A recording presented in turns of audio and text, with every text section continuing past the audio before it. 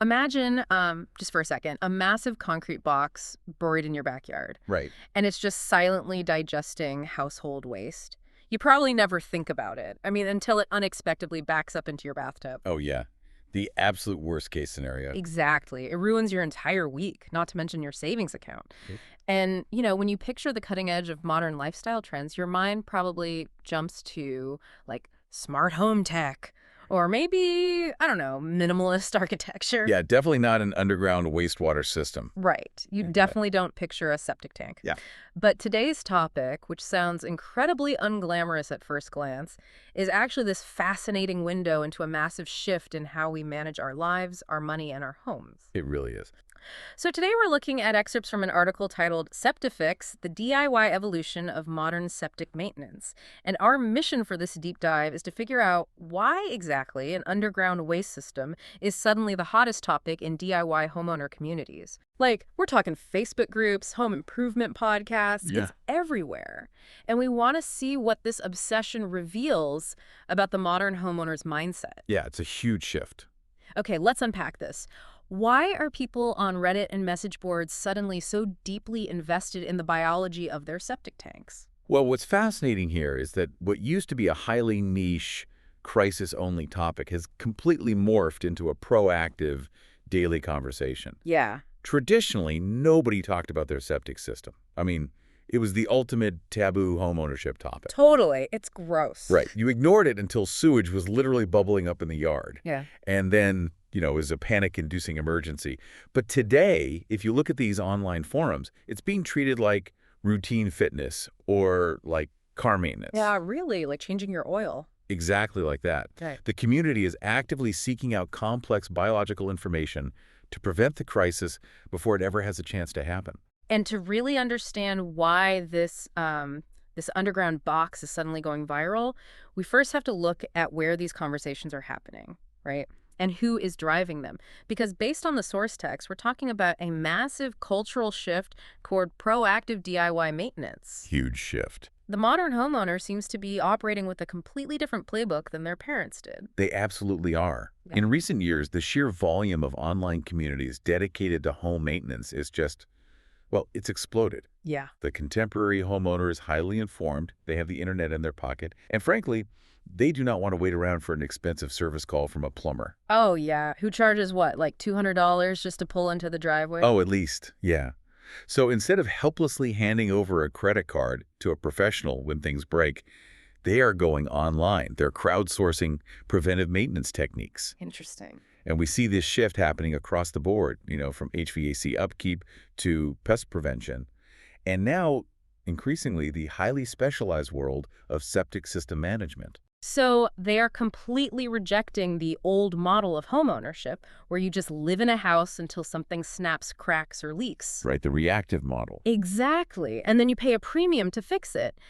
And looking at the excerpts, these communities aren't relying on, like, dry technical manuals written by manufacturers. Was not at all. They thrive entirely on real-world experiences. And that real-world data is the actual power engine of these forums. Yeah. I mean, when you have hundreds of homeowners scattered across totally different climates, from freezing winters in Maine to the humid swamps of Florida, Right. and they're reporting the exact same results from a specific maintenance method, people pay attention. It's the ultimate peer validation. Yeah, that makes sense. A manufacturer telling you to pour their liquid down the drain, well, that just feels like a corporate sales pitch. But a fellow homeowner in Ohio detailing step-by-step how a specific routine saved them a $5,000 excavation bill. Oh, that feels like a lifeline. Exactly. It's real. I look at it almost like open source software developers, but for houses. Mm-hmm. Oh, I love that analogy. Right. You have all these independent users, and they're all sharing patches and bug fixes to prevent their physical houses from crashing. Yeah. Someone figures out a better way to clear a pipe. They upload the patch to the forum, and suddenly 10,000 people upgrade their Sunday chore routine. That's exactly what's happening. But here's what I keep getting stuck on. With all the glamorous things you could upgrade in a house, smart thermostats, solar panels, luxury kitchens, why is something as invisible and, frankly, gross as a septic system taking center stage in these communities? Well, it's because the financial terror And the biological reality of what happens when that invisible system fails is unlike almost anything else in a home. Patty. Think about it. A broken smart thermostat makes you chilly for a night. Sure. Annoying, but fine. Right. A failed septic system can render a home legally uninhabitable. Oh, wow. Yeah. Yeah. That brings us to the underground ecosystem itself and the incredibly high cost of neglect. It's the ultimate out-of-sight, out-of-mind scenario, isn't it? Mm. As long as the toilet flushes when you push the handle, nobody cares what happens next. Right. For decades, the traditional view of a septic system was basically a magical pipe that takes waste away to some mysterious subterranean void. Like a black hole for trash. Exactly. Yeah. But the reality is that problems develop incredibly slowly underground. Yeah. You don't see the crisis building. You don't see the layers of solid waste accumulating day after day. Yeah. But the symptoms of failure, once they start, Mm. create a cascading nightmare. The source text lists some of these symptoms, and reading them honestly gave me anxiety. I bet. We're talking about slow drains, which sounds innocent enough, but apparently it is just the beginning. Oh, just the tip of the iceberg. Then comes the bad odors creeping into the yard. Then sludge buildup, pipe blockages, drain field stress, and the absolute worst-case scenario, frequent backups of raw sewage into the home. Yeah, nobody wants that. No. But wait, before we go further, the text mentions drain field stress a lot. For someone who has only ever lived on a city sewer line, what actually is a drain field? Okay, let's break down the mechanics here. When you flush, the waste goes into a large underground tank. Inside that tank, the solids sink to the bottom as sludge. Okay, gross, but I'm with you. And the oils float to the top as scum.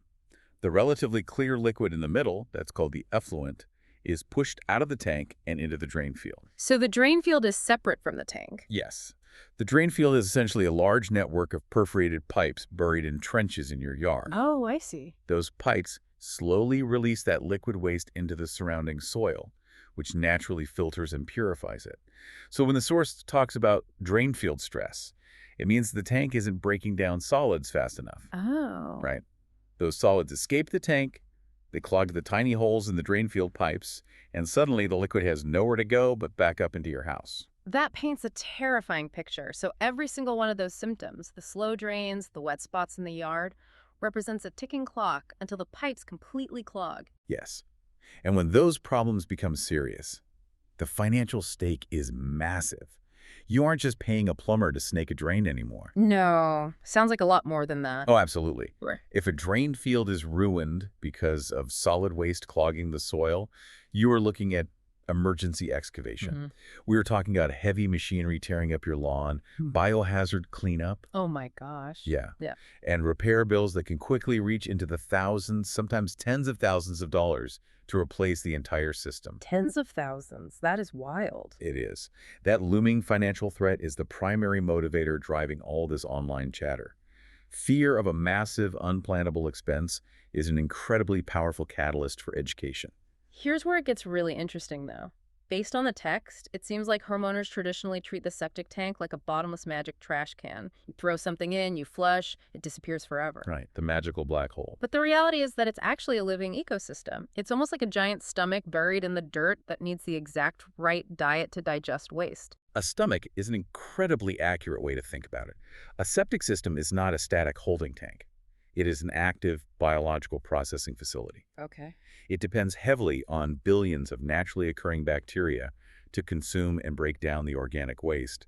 Without those microorganisms actively eating the solids, the tank just fills up with sludge. So if the bacteria die, the stomach stops digesting. Exactly. When the bacterial populations become unbalanced or die off, waste decomposition slows to a crawl. Sludge accumulates much faster than the system can handle, the odors become unbearable, and the whole system loses efficiency.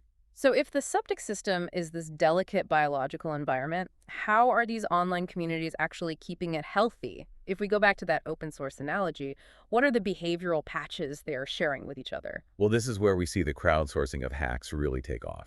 Yeah. DIY homeowners love sharing routines that optimize system performance. And the most common ones discussed in the source are entirely behavioral. First, sticking to a strict pumping schedule.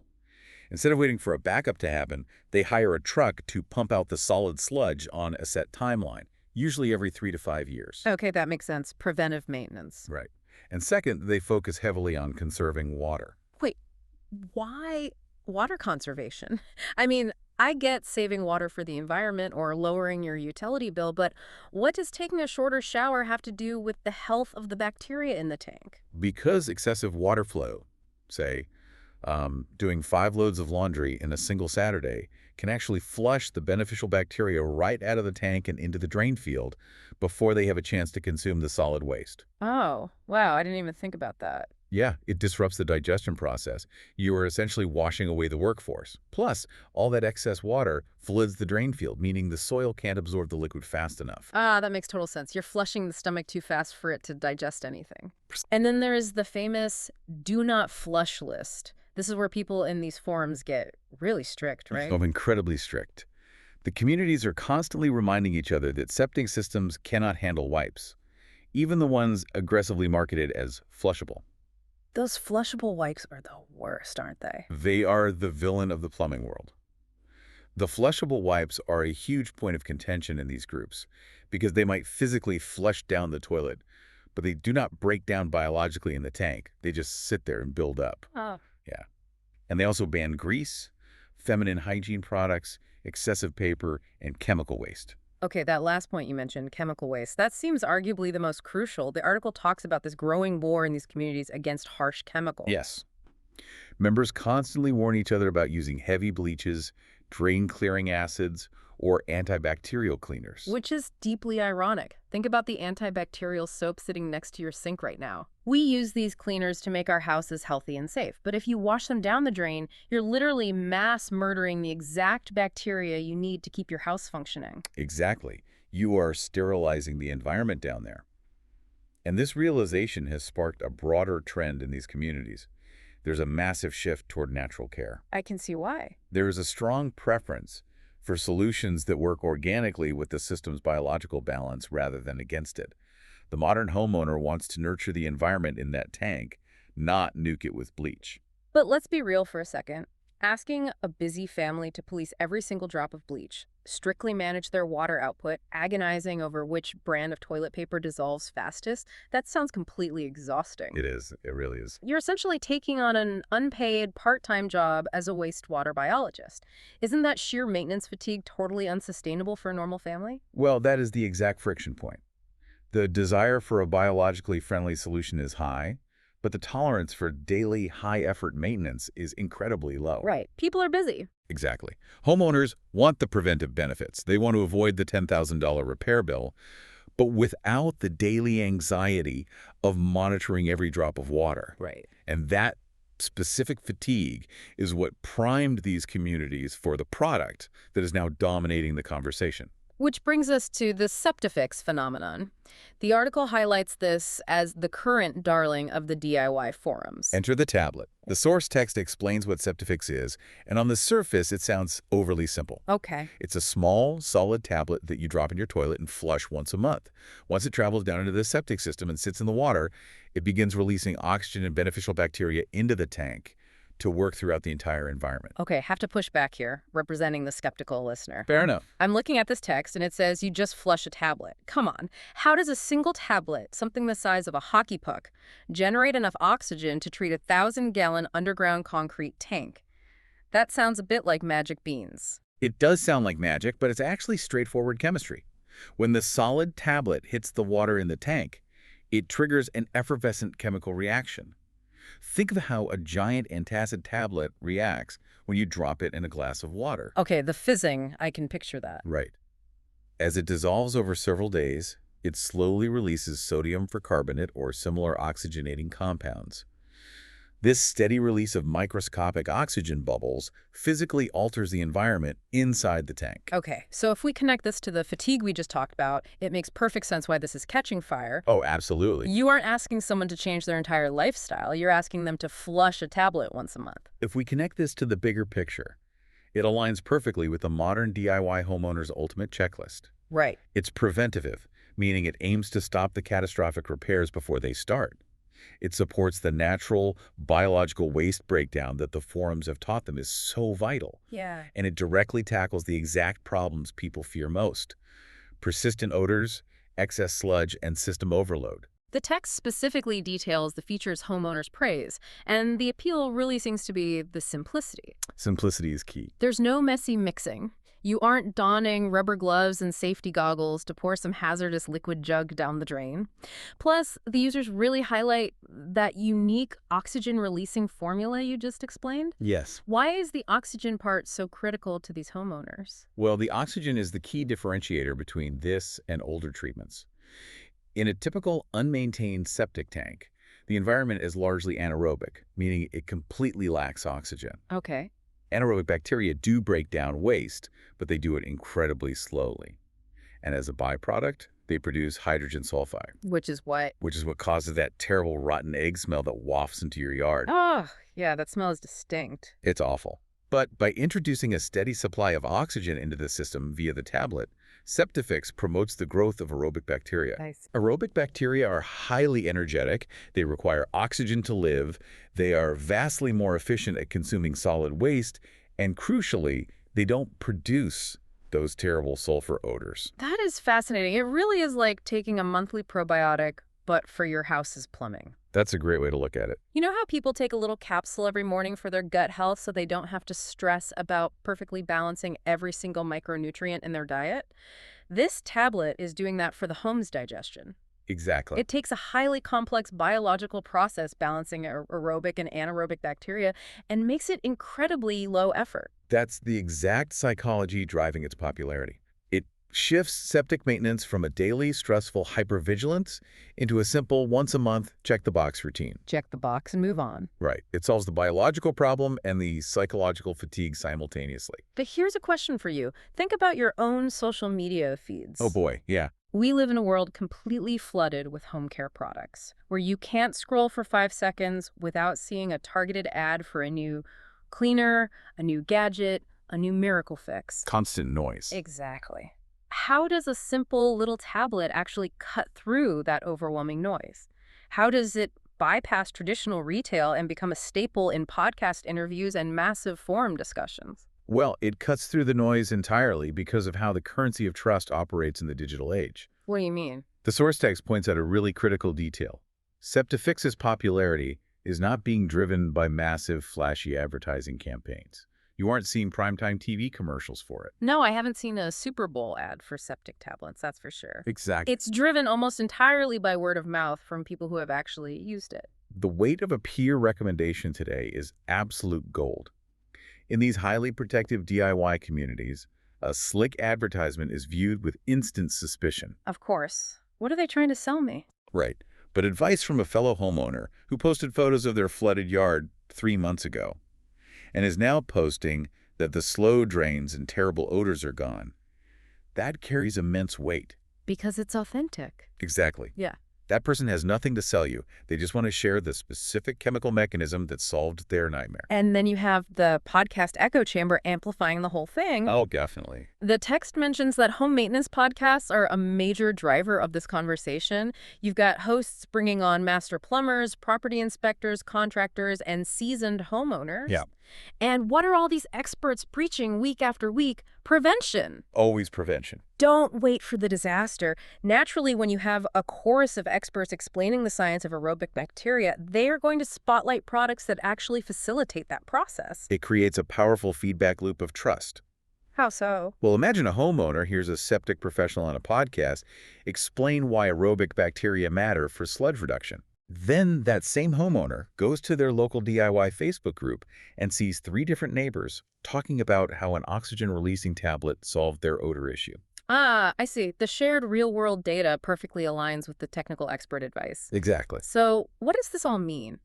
If traditional advertising and big box store end caps are taking a backseat to Reddit threads and podcast interviews for home maintenance, are we looking at a complete shift in how we discover and trust household tools? This raises an important question, and I believe the answer is a resounding yes.